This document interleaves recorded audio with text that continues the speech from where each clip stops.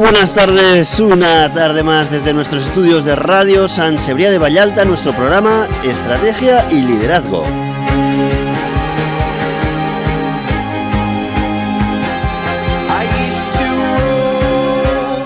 Hoy tenemos un programa cargado de información y a vuestro servicio, al servicio de nuestros escuchantes, tenéis a Ángel Herraiz como locutor, guionista, director del programa, y en las máquinas el todopoderoso Josep María Cano.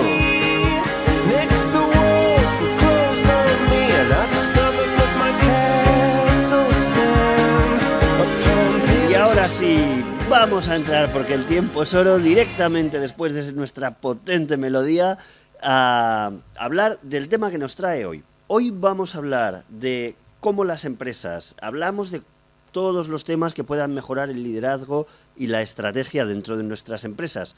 Muchos de estos temas tienen un carácter subjetivo, es decir, no se puede valorar medir propiamente en qué grado es bueno o es malo el liderazgo de los mandos intermedios o de los directivos. Pues bien, hemos buscado y encontrado una empresa referencia en el sector que sí lo hace, que de algún modo objetiva aquellas empresas que tienen un mejor liderazgo, que revierten un mejor compromiso del equipo, que hace una mejor empresa y donde evidencian lo que nosotros perseguimos siempre, que trabajadores felices, directivos felices, hacen empresas más sostenibles y más rentables. Así que todo eso nos lo presentará Sonia de Mier en un momento, que es la directora de comunicación de esta empresa, pero primero vamos a abrir, como ya sabéis, con una reflexión propia de autor, y hoy voy a hablaros de la ceguera del jefe.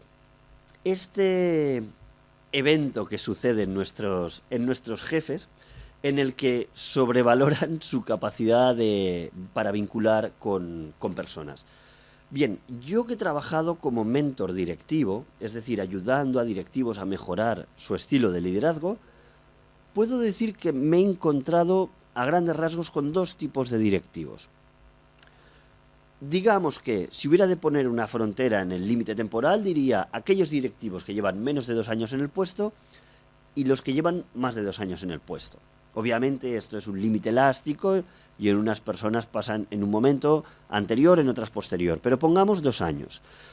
¿Qué sucede con el líder que lleva menos de 2 años? Pues generalmente es un líder que no tiene un estilo consolidado, es más, está lleno de dudas, está todavía en una fase de reproducir y a la vez acomodar esos estilos de liderazgo que ha visto a lo largo de su vida, no saben si le van a funcionar o no.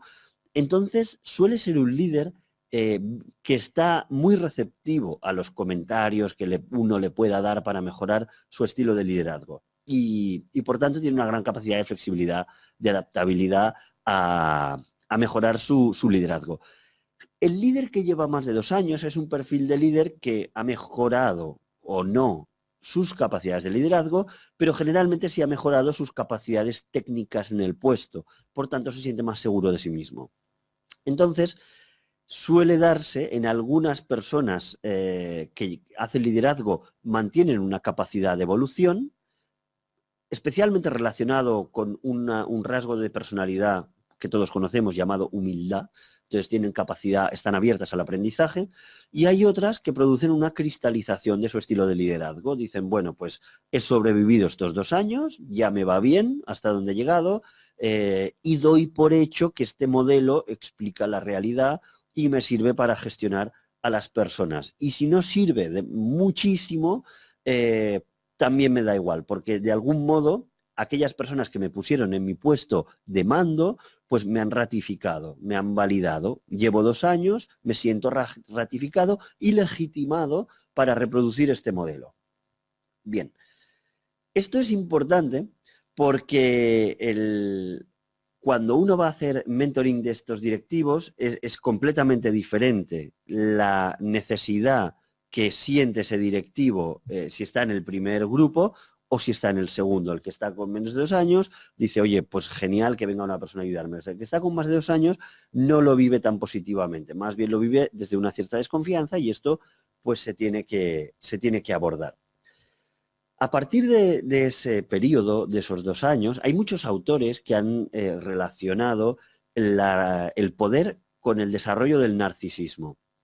Y no en el sentido de que las personas narcisistas buscan puestos de poder, que eso ya estaba muy descrito. Es decir, el que tiene una personalidad de admiración hacia sí mismo, pues difícilmente le gusta recibir órdenes de los demás. Por tanto, ya busca esas posiciones donde poder disponer de una posición en que no tenga que recibir tantas órdenes, en las que tenga más capacidad de maniobra para continuar adorándose a sí mismo. Pero eso ya estaba descrito. A lo que nos referimos es que el poder en sí mismo cultiva rasgos narcisistas, porque uno se siente en una situación de privilegio, de me corresponde por derecho hacer cosas especiales, tengo una consideración especial. Y eso a una misma persona le hace, transforma su personalidad. Es lo que diríamos, esa frase célebre de si quieres conocer a Pablillo, dale un carguillo. Pues ahí estaríamos hablando. La posición de poder desafía, toca, pone a prueba muchos rasgos de la personalidad de estas personas. Bien, lo que suele pasar muy a menudo es, y esto no son sensaciones, hay un informe de IBM del año 2017 en el que hablaba justamente de cómo el jefe tiende a sobrevalorar su capacidad de liderazgo, de relacionarse, de conectar con las personas a las que lidera. Entonces hacían encuestas 360 grados donde decían, pues cómo sientes tú que conectas con tu equipo, y ellos valoraban en una muy alta puntuación su capacidad de liderar. Después las evaluaciones que se hacían a las personas lideradas decían completamente lo contrario. Y eso era una tónica habitual, no de unas solas personas, sino de muchas personas. Esto me recuerda que generalmente el ser humano pues tiene una gran capacidad de autoengaño, ¿no? De fabular, de tergiversar la realidad como a uno mejor le viene, ¿no? Todos tenemos en mente, pues cuando un amigo o amiga te cuenta que ha roto con su pareja, pues te lo cuenta a su manera. Si probablemente escucharas a la otra versión, te contaría una versión muy, muy diferente, ¿no? Pues bien, me acuerdo que una vez estaba haciendo mentoring con un directivo y me presenta el equipo, ¿no? Perfecto, pues saludo a todo el mundo, hola, qué tal, no sé qué. Bien, este directivo se fue y me dijo, oye, te alcanzo luego, tengo que hacer una cosa, luego nos vemos.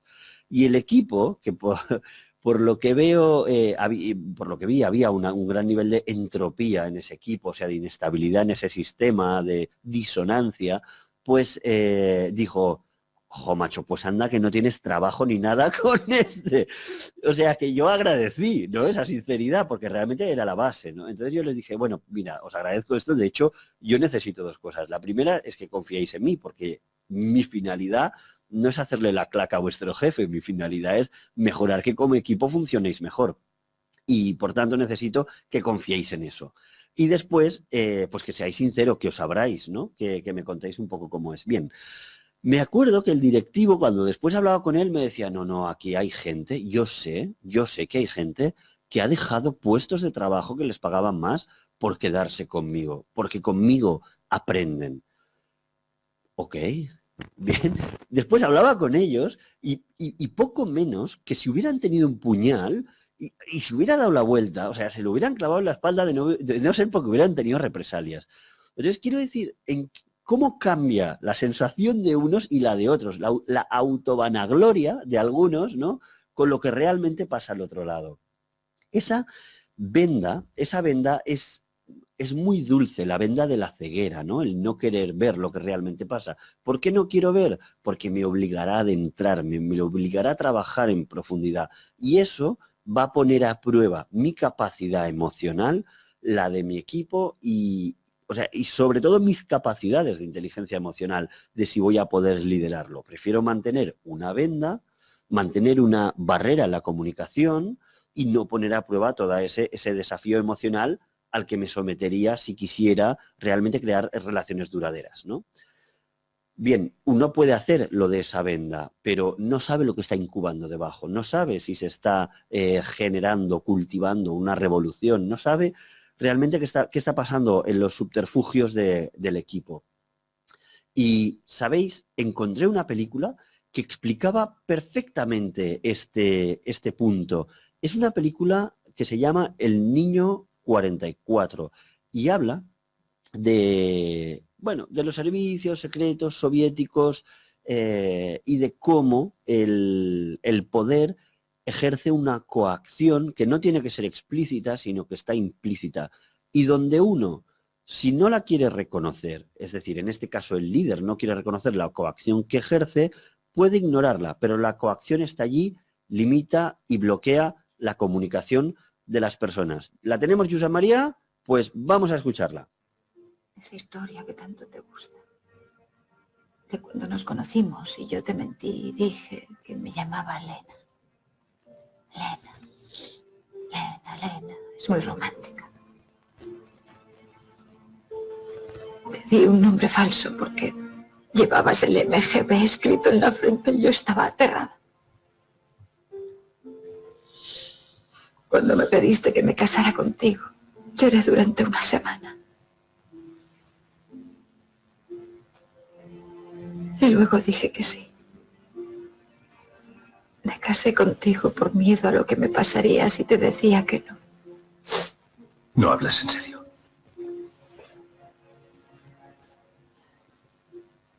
Me casé contigo porque eso es lo que hace la gente. La gente aguanta. Lo tolera todo, hace lo que haga falta para poder sobrevivir. Cásate conmigo, dijiste. ¿Qué otra elección tenía? ¿Qué otra elección había? Bueno, esta película no es tan divertida como la de la semana pasada, pero es empática y es real para mí como la vida misma. Yo cuando vi esta película sentí millones de trabajadores que en un entorno de crisis económica española pues continúan trabajando en empresas donde no tienen otra opción. ¿Qué otra elección tenía? ¿Qué otra elección había? O sea, ¿cuántas personas están trabajando en una empresa simplemente porque no encuentran otro trabajo mejor donde los valoren o porque no consiguen, una vez han cuadrado un horario, otro puesto de trabajo que pueda cuadrar ese mismo horario, pero no porque quieran trabajar? Ellos están en carne mortal, es lo que alguna vez hemos comentado en ese programa del absentismo de la silla llena. Ellos van a trabajar, pero la creatividad, el compromiso está completamente huido. Y entonces, como decía Miguel Mozos, el psicólogo que entrevistamos aquí, pues se genera todo un sistema de agenda oculta, ¿no? Donde el trabajador pues va haciendo lo mínimo para cumplir con el trabajo, desviando su creatividad, su imaginación, su compromiso hacia otro tipo, o bien de proyectos, o bien personales, o bien buscándose otro trabajo. Por tanto, ¿qué otra opción había? ¿Qué otra opción tenía? Esa secuestro que tienen algunas personas por el hecho de tener un poder, que en este caso, pues este agente del servicio ruso, del Ministerio del Interior ruso, este poder que ejercen y que ellos no quieren reconocer que muchas de las cosas que consiguen es gracias a ese poder y no gracias a su valía, pero ya les viene bien ponerse la dulce venda. Relacionado con este tema de la crisis, también quiero comentar un concepto más, y es que un líder debe tratar de ser un líder atemporal. Es decir, uno no debe liderar conforme al entorno económico, no debe liderar y decir, pues mira, ahora hay crisis, pues sabes que ahora te voy a sacar hasta el último gota de sudor, el último esfuerzo, o no. El mismo líder, cuando no hay crisis, hay una gran bonanza, como había en España en el año 2006, que prácticamente había que seducir a la gente para que trabajara contigo, ahí son muy buenitos. No, uno debe ser un líder atemporal, debe tratar de tener un estilo de liderazgo más relacionado con la seducción, con la cautivación, con la fascinación del trabajador, que con el secuestro. La filosofía del secuestro es cómoda emocionalmente, digámoslo así, pero es una venda ciega en la que no sabes lo que se cuece debajo, aumenta la entropía del sistema, el calor del sistema a temperaturas insostenibles y desde luego no explota la energía del equipo. Decía Aristóteles que el riesgo, en su tratado sobre el riesgo de degradación de los gobiernos, que el riesgo de la monarquía es el tiranismo, el riesgo de la aristocracia es la oligarquía y el riesgo de la democracia es la demagogia. Bueno, me parecía tan brillante lo que se escribió hace 2000 años que Después, en base a esto, Rousseau y Montesquieu, ¿no?, los ilustrados franceses, pues establecieron el tema de la separación de poderes, pues para encauzar la voluntad humana que cae en explotar el poder. Haremos más programas monográficamente sobre el poder. Pues bien, la entrevista que tenemos hoy es un sistema que ayuda transversalmente a que los líderes no sientan unilateralmente un poder, a democratizar la participación del equipo en la definición de la visión empresarial y en la construcción absoluta de la empresa. Y para ello vamos a dar paso a nuestra entrevistada de lujo de hoy, que es Sonia de Mier. Sonia, ¿nos escuchas? Sí, os escucho. Buenas tardes. Buenas tardes, Sonia. Sonia está en Madrid y hemos hecho una conexión telefónica porque no queríamos perdernos todo el capital intelectual que has acumulado en estos años en tu empresa, en Great Place to Work. Y quería que nos contaras un poco, Sonia, ¿cuál es el origen de Best Workplaces o de tu empresa que es Great Place to Work? ¿Cuál es un poco el origen de todo ese sistema? Pues verás, Ángel, la historia de Great Place to Work comienza con dos periodistas, porque nos remontamos allá a los años 70, en los que dos periodistas llamados Robert Ledrin y Milton Moscovich, que bueno, publican artículos y reportajes relacionados con el mundo laboral y las luchas sindicales, un poco en este contexto de las protestas contra la guerra de Vietnam y demás. Bueno, pues ellos publicaban este tipo de noticias y veían claro que el buen ambiente laboral brillaba por su ausencia, ¿no? Y ya en la década de los 80, un astuto editor, un editor de Nueva York con bastante olfato, les propuso a estos dos periodistas todo un desafío que consistía en escribir un libro sobre las 100 mejores empresas para trabajar en Estados Unidos. Es cierto que ellos tenían información suficiente para hacer todo lo contrario, ¿no? Para escribir un libro sobre las peores empresas para trabajar en Estados Unidos, ¿no? Yo creo que aquí en España sería súper fácil eso. Sí, pero también pensaron que los litigios les iban a llover, que iban a ser considerables, y decidieron darle la vuelta y escribir aquel libro, ¿no? Y se pusieron a ello y empezaron a entrevistar durante 2 años a cientos de empleados de empresas de diferentes tamaños, de diferentes sectores, y lo que descubrieron fue que la confianza era el elemento común que compartían todas ellas. Es decir, que más allá de un extenso programa de beneficios con sesiones de masajes, futbolines, mesas de ping-pong y demás, pues los empleados consideraban un buen lugar para trabajar aquel donde confiaban en sus jefes directos, que te has hablado antes de la confianza del equipo, lo importante que es. También ellos valoraban el disfrutar con las personas con las que trabajaban, con sus compañeros, y un último elemento era el orgullo. Ellos estaban muy orgullosos, o sea, para ellos era muy importante estar orgullosos de su trabajo y del trabajo que desarrollaban con el resto del equipo, y el orgullo corporativo, ¿no? El papel que representaba la empresa en la sociedad, ¿no?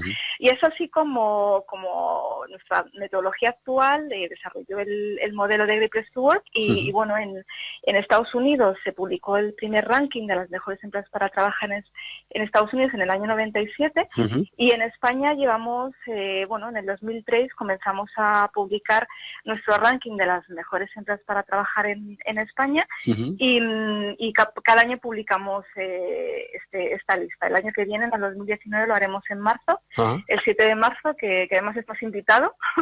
Pues ahí estaremos. Hacemos una ceremonia de entrega de premios por todo lo alto, donde vienen más de 700 asistentes y donde publicamos en primicia el ranking de las mejores empresas. Conozco, vamos, he leído sobre vuestros eventos, no he asistido, pero si me lanzas el guante, ahí estaremos. Me llevaré a Josep María Cano también, porque sería maravilloso documentar un evento tan importante para mí y tan social. Pero cuéntame un poco entonces, ¿qué hacéis? Me has comentado los orígenes, ¿qué hacéis en el día de hoy? Claro, nosotros realizamos el diagnóstico para medir a las empresas y ver cómo está su ambiente de trabajo. Lo que hacemos es realizar un diagnóstico. Es una metodología que que está presente en todos los países donde estamos actualmente en 62 países, y este modelo lo basamos en 2 etapas. En una primera etapa tenemos utilizamos 2 herramientas, una es el Trust Index, que es el índice de confianza, y otra es el Culture Audit, que es la auditoría de la cultura, y con estas herramientas, en esta primera etapa encuestamos primero a los empleados con el Trust Index que te decía, donde la relación de confianza ocupa una posición central, y donde medimos la percepción de los empleados a través de 5 dimensiones, ¿vale? Entonces tenemos las 3 primeras dimensiones, que son la credibilidad, el respeto y la imparcialidad. Ahí lo que medimos es la relación que tienen los empleados con los líderes en función de si los empleados opinan que los líderes comunican las noticias importantes, si son competentes, si son íntegros y se comportan de acuerdo a unos principios morales. Perfecto. Después tenemos el respeto, ¿no? Entonces ahí los empleados opinan si los líderes les involucran en la toma de decisiones, si les ayudan a conciliar su vida laboral y su vida personal. Después contamos con la imparcialidad, donde ellos valoran si hay ausencia de favoritismo, si hay una igualdad de oportunidades, si hay equidad. Y luego tenemos otras 2 dimensiones, que son el orgullo y la camaradería, que es donde medimos la relación que existe entre el empleado y el trabajo. Es decir, lo que te comentaba antes, estoy orgullosa de mi trabajo individual, si estoy orgulloso del trabajo del equipo, si estoy orgulloso del trabajo que representa la empresa en la sociedad, y luego los compañeros, ¿no? Si hay relaciones cercanas, si me siento dentro del mismo barco, si hay un sentimiento de unidad.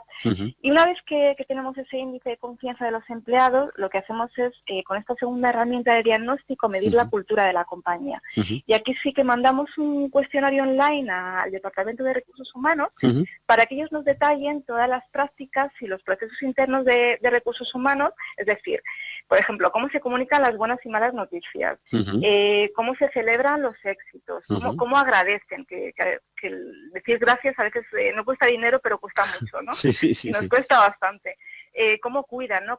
Qué beneficios y incentivos ofrecen, cómo comparten el resultado de negocios, cómo desarrollan a las personas, cómo cultivan los talentos, bueno, cómo escuchan, ¿no? Cómo son accesibles los líderes, que si se pueden hacer preguntas, si se pueden hacer sugerencias, expresar las preocupaciones y demás, ¿no? Y una vez que tenemos estas 2 herramientas, esto nos permite hacer un cruce de datos entre las prácticas de recursos humanos que tiene la empresa y cómo lo perciben los empleados, ¿no? Es lo que tú decías antes, que el equipo hablaba muy mal del jefe y el jefe estaba encantado y se vanagloriaba y bueno, pues es un poco, ¿no? Porque es cierto que hay muchas empresas que hacen muchas cosas, que ponen en marcha programas maravillosos y prácticas espectaculares, pero luego eso no llega al empleado, ¿no? Entonces, bueno, con eso nosotros tenemos una foto de cómo está la compañía y cómo está percibida por el empleado, ¿no? Y en este proceso de certificación de los best workplaces que nosotros hacemos, en la ponderación, la evaluación total de estas prácticas, la opinión del empleado cuenta 2/3, y las prácticas y las políticas cuenta 1/3, es decir, que damos la mayor importancia y el mayor peso a la voz de los empleados, efectivamente.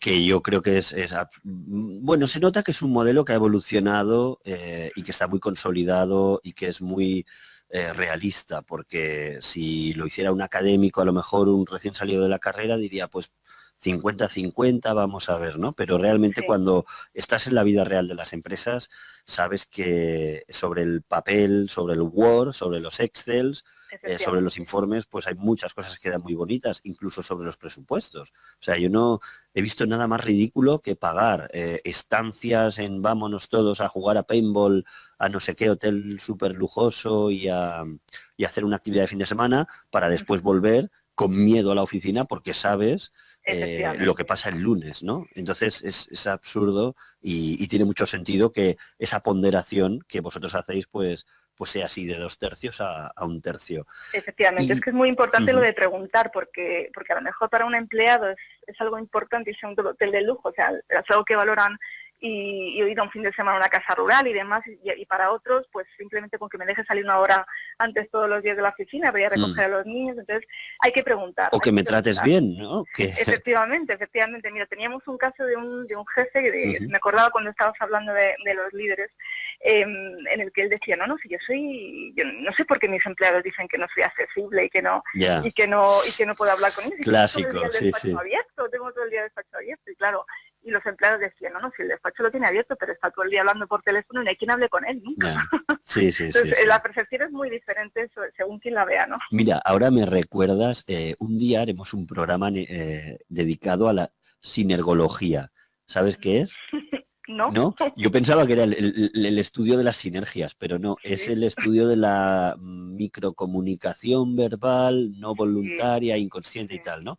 Y yo tenía un jefe que cuando hablaba contigo continuamente estaba enviando mails desde el teléfono, desde la BlackBerry entonces, Claro, ¿no? es que es una falta de respeto. Te hacía sentir la persona más irrelevante y molesta del mundo, ¿no? Entonces, cosas que no valen dinero, como tú muy bien decías. Y entonces, una vez vosotros hacéis un diagnóstico, ¿qué hacéis después? ¿Esto acaba en un informe de recomendaciones? Sí, nosotros... ¿O también hacéis consultoría y les ayudáis a implementar? ¿Hasta qué punto llegáis? Sí, nosotros una vez que analizamos el punto de vista de los empleados y las políticas y prácticas, tenemos después una segunda etapa donde el Departamento de Consultoría y Transformación Cultural ayuda a las empresas a implementar acciones de mejora y así, de esa forma, mejorar los resultados para el año siguiente, ¿no? Y ahí sí que tenemos herramientas para ayudar a las empresas a medio plazo con formación y con programas de transformación cultural a mandos intermedios, a comité de dirección, a los empleados. Tenemos diferentes metodologías que aplicamos, pues de Design Thinking, de Agile, donde identificáis más gaps, digámoslo así. Efectivamente. Hacemos muchos tras audit que son como entrevistas individuales, donde los empleados de una forma absolutamente anónima y confidencial nos cuentan cómo es su ambiente de trabajo, donde no hay jefes, donde no hay ningún jefe y donde se les motiva a hablar y que nos cuenten pues que les anima a levantarse cada mañana para venir a trabajar. ¿Y cómo conseguís, permíteme la interrupción, cómo conseguís que sean sinceros? ¿Qué hacéis? Porque llegáis allí, ellos nos conocen y piensan, esta es una empresa pagada por mi empresa. Sí que es cierto que nosotros vemos diferencia entre las encuestas de climas internos que hacen las compañías y nuestro estudio, porque es absolutamente independiente y confidencial. Y es cierto que al principio hay inquietud, no saben quiénes somos y hay que establecer un tiempo para romper el hielo, para crear un clima de confianza, pero una vez que ellos, que les aseguramos y ellos ven que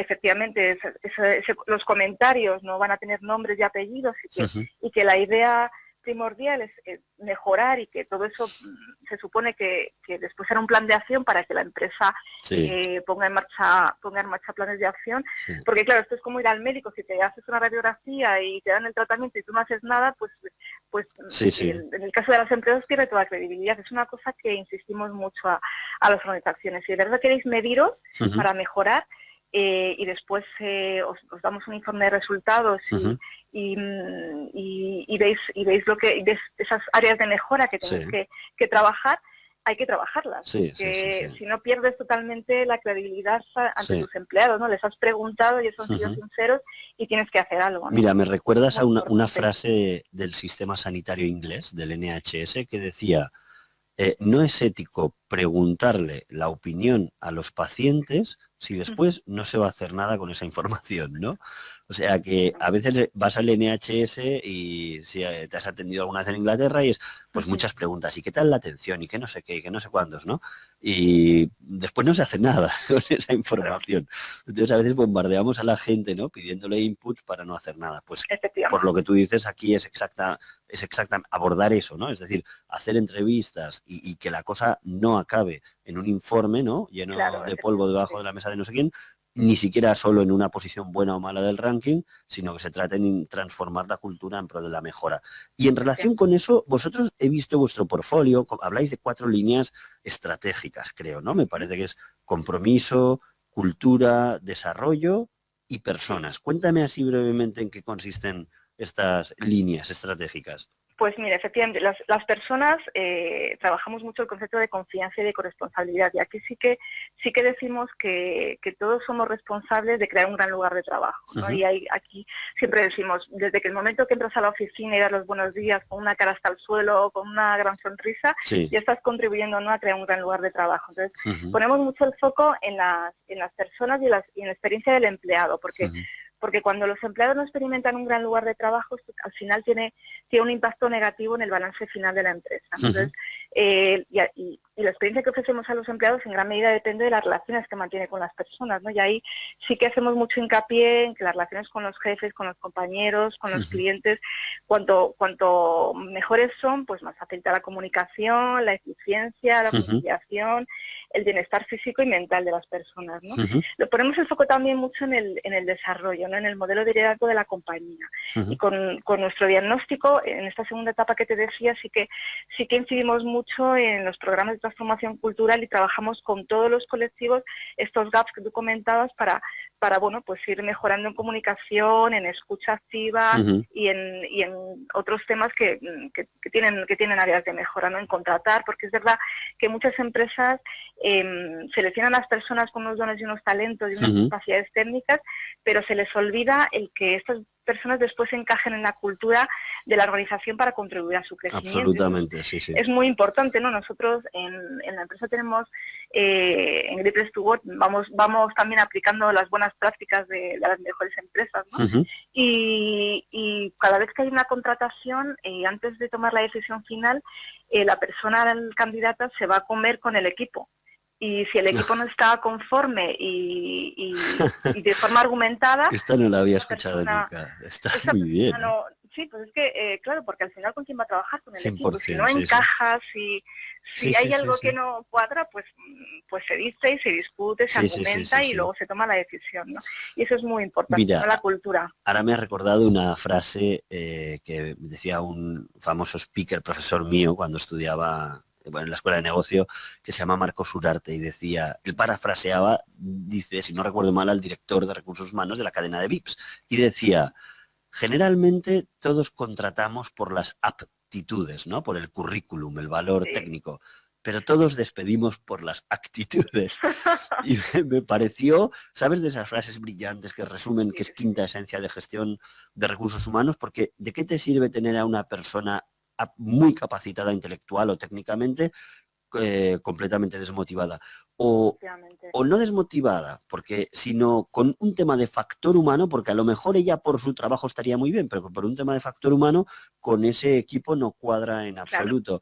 Y no es por demonizar a nadie ni rasgos de personalidad. El otro día, cuando leía un artículo sobre el narcisismo, pues decía que algunos jefes narcisistas, o sea, el narcisismo no era malo de por sí. Si tu equipo estaba formado por personas de ese mismo rasgo, podría generar un enlace entre personas, ¿sabes? Entonces ahora me recordó una película del Russell Crowe, en el que hace de inversor y llama de inversor londinense y a sus...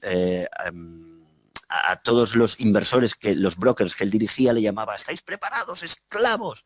Entonces, ellos lo adoraban, ¿me entiendes? O sea, que eso también dice que las relaciones entre personas son de muchas formas y de lo que se trata no es de ser ni bueno ni malo, ni señalizar, sino de ver que la gente cuadra entre sí. Y eso de la comida me parece absolutamente brillante, ¿no? Sí, ¿no?, de crear equipo es muy importante además porque nosotros ponemos la cultura en una posición central y todos los empleados tienen que vivir la cultura, los valores, y porque al final es la ventaja competitiva, ¿no?, que tienes dentro de la compañía. Y es muy importante que todo el mundo vaya a la par y que esté muy conectado y que bueno, pues que formen equipo, ¿no?, que vayan todos en el mismo barco y remando todos en la misma dirección. Mira, yo solo creo que si hay ese tipo de conexión, si hay motivación, si hay un buen factor humano, que hay cierta cohesión, pues hay creatividad, ¿no? Y ese es un elemento clave para la ventaja competitiva que comentas, porque las empresas que llegan a un nivel productivo, tarde o temprano pueden tener una buena cartera de clientes, pero tarde o temprano vendrá otro que lo hará igual de bien, más resonante, con una idea mejor, Efectivamente. Y tú te habrás bajado de ese carro y empresas como esas hay muchas, ¿eh? Oí a Marcos Urarte, a este speaker, hablar de Kodak, por ejemplo, que lo más triste de Kodak, que es una empresa pues que ha caído completamente, es que la fotografía digital la inventaron ellos, pero se quedó en un cajón guardada porque pues decían, no, es que va a matar nuestro negocio de papel, ¿no? De la fotografía de papel.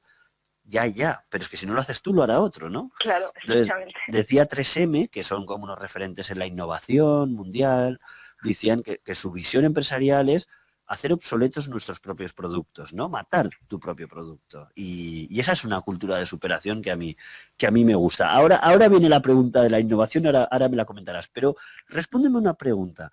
Sí. El tema del clima laboral, vale que hemos dicho lo de que estimula la creatividad, pero realmente mejorar el ambiente de trabajo en una empresa, ¿hay datos que digan esto es rentable? O sea, ¿mejora la productividad y la rentabilidad de la empresa? Sí, por supuesto. Nosotros llevamos ya, como te digo, 16 años en España estudiando a las mejores empresas y sí hemos visto que hay una mejora en los indicadores de la compañía, mejora de la productividad, hay un índice de absentismo laboral menor, hay mucha menos rotación y bueno, pues al final eso también impacta también en la innovación porque se crean unos ambientes donde hay autonomía, donde hay libertad, donde puedes proponer iniciativas, ideas nuevas y se ve y las empresas nos mandan datos sobre creación de puestos de trabajo, sobre las número de horas de formación que hacen que son superiores a la media, donde se reciben muchas más solicitudes de empleo, donde el promedio al final de los empleados es más alta, ¿no? Y al final es que las empresas prefieren hacer negocios con organizaciones donde los empleados están satisfechos y son felices, y además que se ve. Además que se ve. Entonces sí que son ejemplos de liderazgo, de rentabilidad, de creatividad, de desarrollo, son referentes en la gestión de personas. Y además ahora me dices que hay empresas que quieren hacer relaciones con empresas pues que son que están bien posicionadas en este sentido y eso me cuadra mucho tanto con el ámbito privado como con el público, porque pues, yo he participado en redacción de pliegos, ¿no? De concursos públicos y ellos valoran mucho como propuestas de valor qué cosas haces, ¿no? Y no solo me refiero a un certificado de calidad, pues ISO, FQM, que esto sin duda también, pero desde luego también iniciativas en el ámbito personal, así que sin duda que tiene un beneficio neto. Mira, si alguien quiere decir qué beneficio económico tiene, pues en un concurso público seguro que te dan más puntos si tienes un tipo de sistema así que si no lo tienes. Efectivamente, y cuéntame, ¿vosotros para quién trabajáis? ¿Solo para grandes empresas? Porque uno pensará, esto debe ser solo para laboratorios farmacéuticos. ¿O también para empresas más pequeñas? ¿Para qué tamaños trabajáis? Pues nosotros trabajamos empresas de todos sectores y todo tamaño porque además pensamos que cualquier empresa puede ser un gran lugar para trabajar y certificamos a las compañías a partir de 20 empleados. De 20 empleados, sí. Sí, tenemos el ranking de los Best Workplaces que es a partir de 50, pero a partir de 20 empleados ya certificamos a las empresas como grandes lugares de trabajo. Y ahí tenemos muchas pymes, porque las pymes pueden dar muchas lecciones a las multinacionales. Vaya. Mira, yo eso a veces lo veo desde el ámbito de la emprendeduría, ¿no? Cuando le hago mentoring a algún emprendedor y muchos están obsesionados con crecer, ¿no? Y como que el éxito es el crecimiento, es decir, tengo muchos trabajadores, ¿no? Soy Amancio Ortega. Y yo creo que no, o sea, hay muchos directivos. Esto se da cuenta el directivo que ha estado muchos años en una multinacional y de repente lo han despedido, por ejemplo, ¿no? Y se da cuenta que a veces es mucho mejor ser cabeza de ratón que cola de león, ¿no? Decir, tengo mi empresa pequeña, de 5 trabajadores, pero oye, trabajo en los horarios que me puedo combinar, no tengo que aguantar presiones innecesarias, aguanto las de los clientes, pero no innecesarias, ¿no? Y tengo para pagar mis nóminas y tal, pues a lo mejor, y voy en polo a trabajar, no voy en camisa y corbata, pues a lo mejor esa persona está en una posición de más éxito que el gran directivo que gana 300.000, ¿no? Efectivamente, o sea de hecho es cierto que a lo mejor no cuenta con los recursos de las grandes, pero tienen muchas ventajas como lo que tú dices, la cercanía, la calidez, la accesibilidad de los jefes, la horizontalidad, que son empresas más horizontales. Nosotros lo vemos mucho con las startups, donde son todos veinteañeros y donde el CEO no se diferencia del resto de los compañeros y donde pues hay un ambiente de trabajo muy sano y muy sostenible y muy cercano y sobre todo muy transparente. Sí, sí.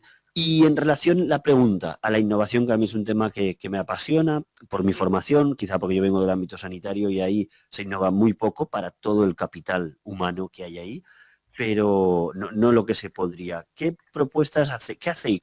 ¿Cómo conseguís estimular las ideas, pero lo más difícil aún, que se implementen?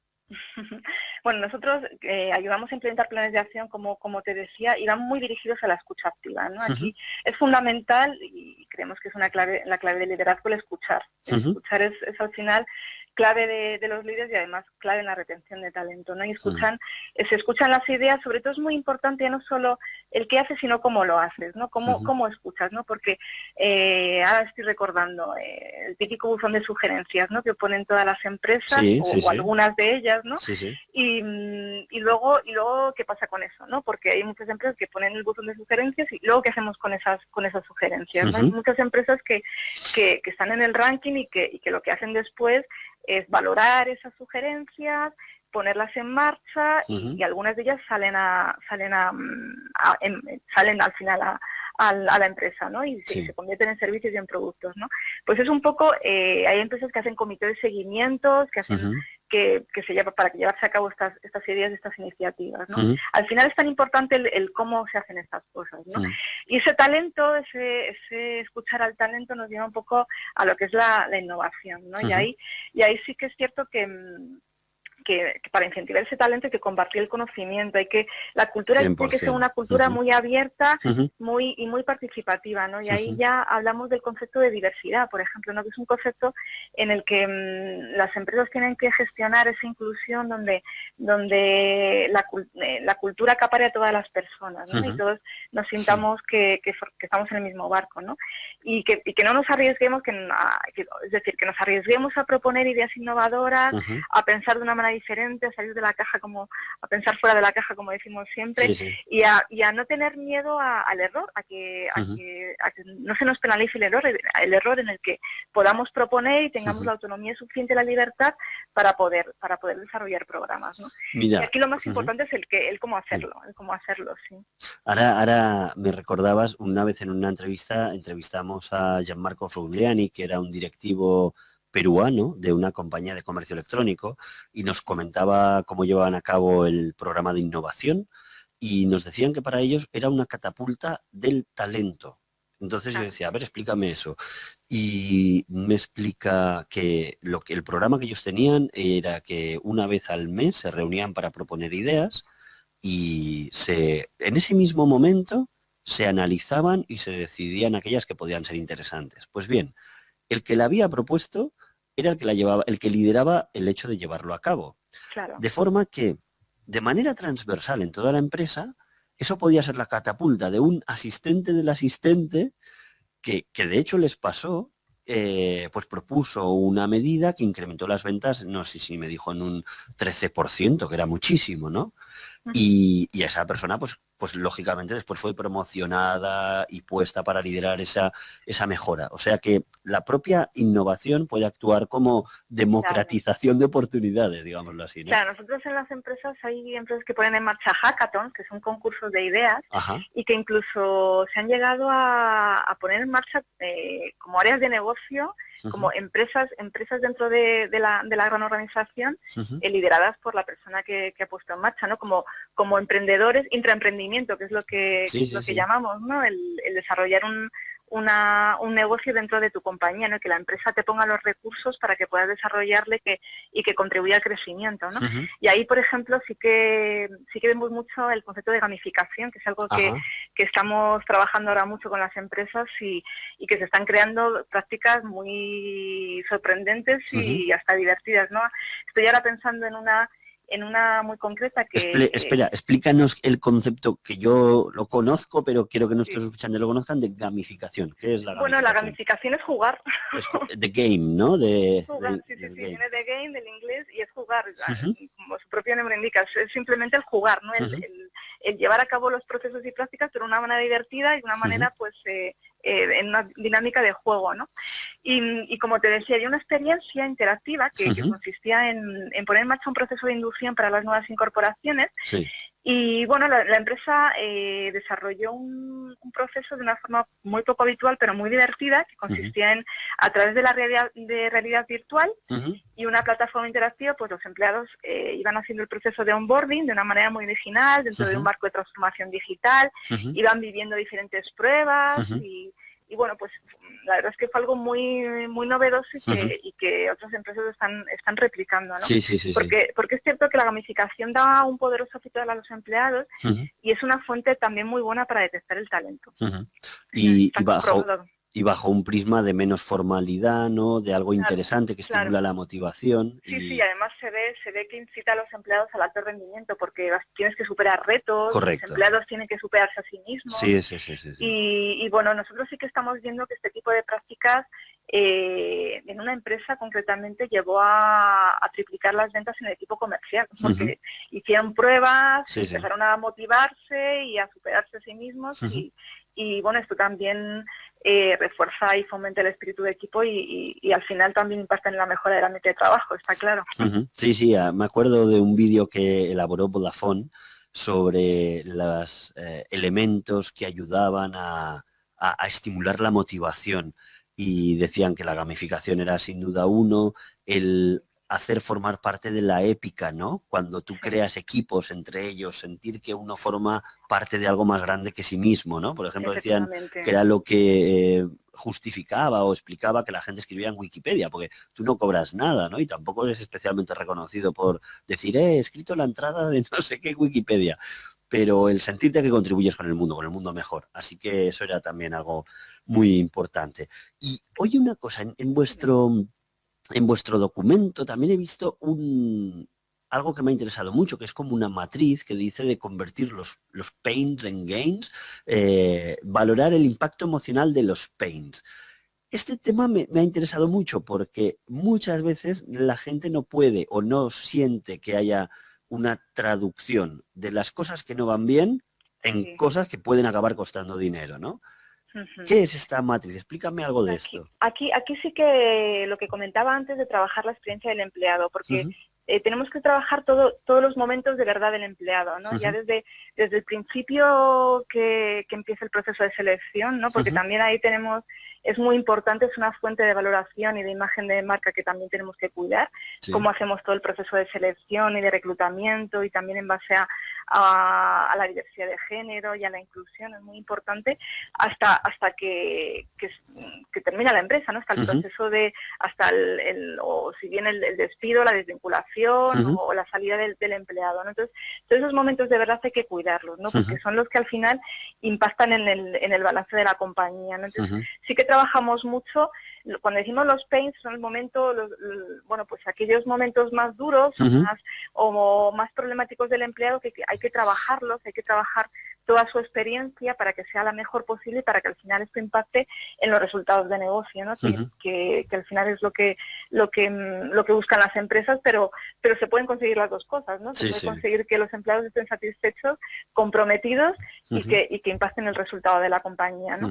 Y hablamos de eso, de la experiencia del empleado, que es muy importante que las relaciones, cuidar las relaciones con el empleado, el darle los recursos, porque ahora también trabajamos mucho el concepto de las nuevas formas de trabajo, darle los recursos y las herramientas para que pueda trabajar aquí o pueda trabajar en su casa o pueda trabajar donde se pueda desarrollar mejor, ¿no? Y más allá de eso, pues todos los programas de conciliación, desarrollo personal, bienestar físico y psicológico. Bueno, hay cantidad de prácticas que las empresas llevan a cabo y que bueno, pues esto impacta todo en la experiencia de empleado, ¿no? Y hay que trabajarla porque es finalmente lo que impacta, ¿no? También en los resultados de la compañía. El tema de sistemas de retribución variable también supongo que ayudáis con eso, ¿no? Que es algo que estimula, sí. que destruye esa injusticia, ¿no? De que cobra lo mismo el que hace mucho, el que hace poco.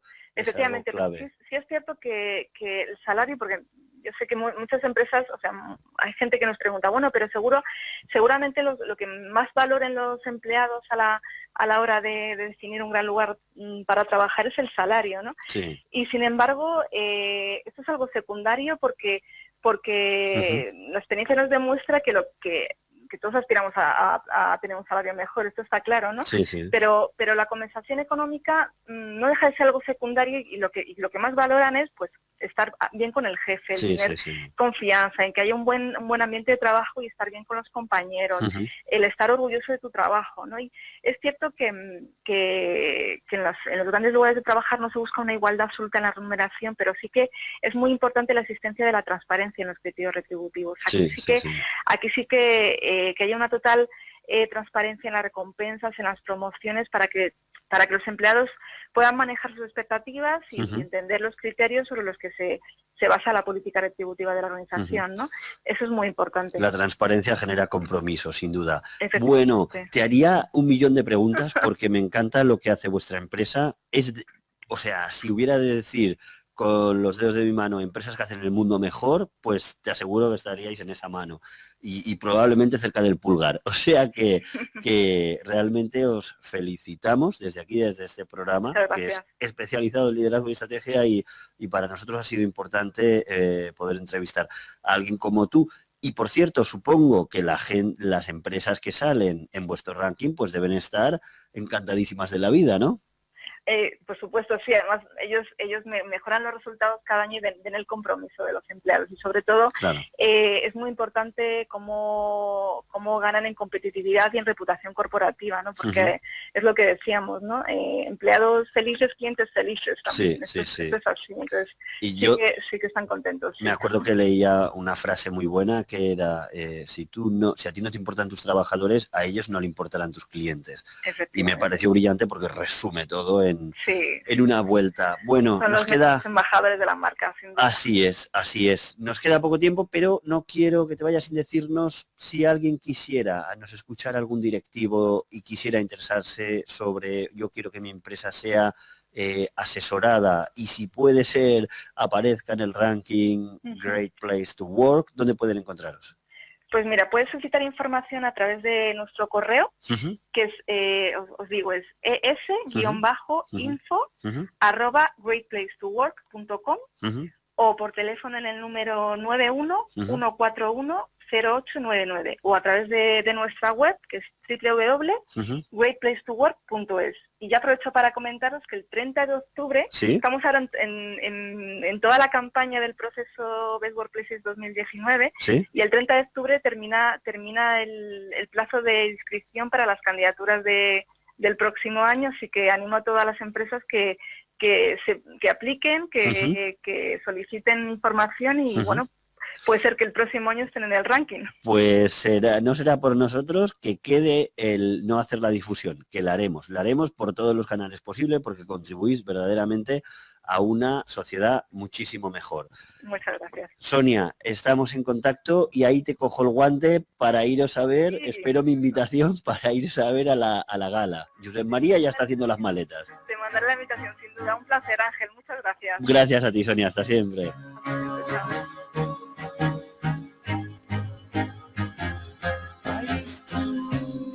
Bueno, pues hasta aquí el programa de hoy, donde hemos escuchado cómo hay empresas que verdaderamente nos ayudan a hacer un mundo mejor.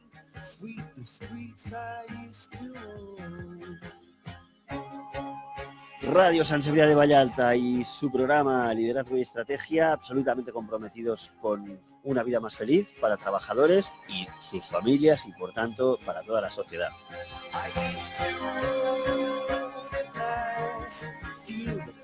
Y la semana que viene hablaremos de habilidades blandas, de cómo mejorar el factor humano en las empresas. No os lo perdáis, como siempre.